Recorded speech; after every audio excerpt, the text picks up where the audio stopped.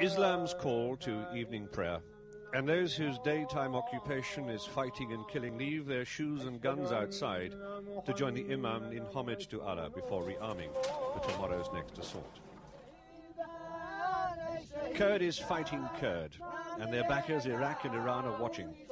These past 10 days has seen them fighting to decide who governs Kurdistan, one of their own or their most vicious enemy, the Iraqi President Saddam Hussein. With his help, fighters of the Kurdish Democratic Party have taken control of ancient Erbil as they mean to take all of Kurdistan. They have done a deal with Saddam, the man they once called the devil. He provides them with his tanks and guns, hoping that through them he can govern by proxy the Kurdistan he is forbidden by the UN and the USA to enter.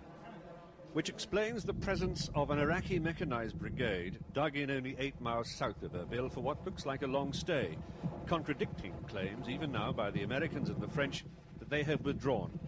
Surely American surveillance planes must have spotted them. We could be witnessing the death of the Kurdistan that so many outside it have for so long been trying to preserve. The traditional homeland stretches across 4 borders: Iraq, Iran, Syria, Turkey. Though their ancestors would not have been familiar with such frontiers. Today these people are shocked at the way these 4 countries are trying to put them down. We met this tribe on their way from the Iranian border, only 40 miles away. It is too dangerous for us there now, they told me.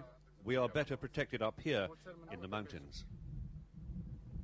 The only remaining visible international protection in this vast and hostile territory is a contingent of UN Guard, but they are few and vulnerable. At best they can only mediate in this conflict. To interfere could be suicidal.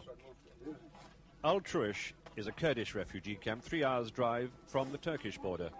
15,000 people who have fled Turkey's war on yet another Kurdish faction, the PKK.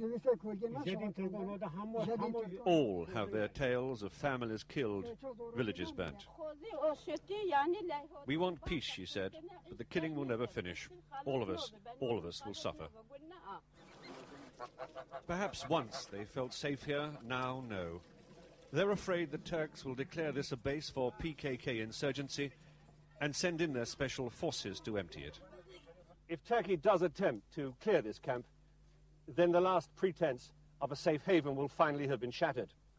Surrounded on all sides by the strangest coalition of enemies, these people will then have nowhere else to run to.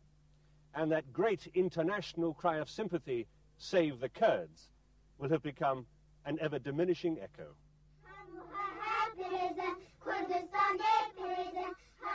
They sing, "We are ready to build our Kurdistan." They're born to believe in it, raised to think of it as real and achievable. But the best they and their children's children can hope for is to grab what little freedom their enemies are prepared to grant them. For better, for worse. Michael Nicholson, News at 10, with the Kurds in northern Iraq.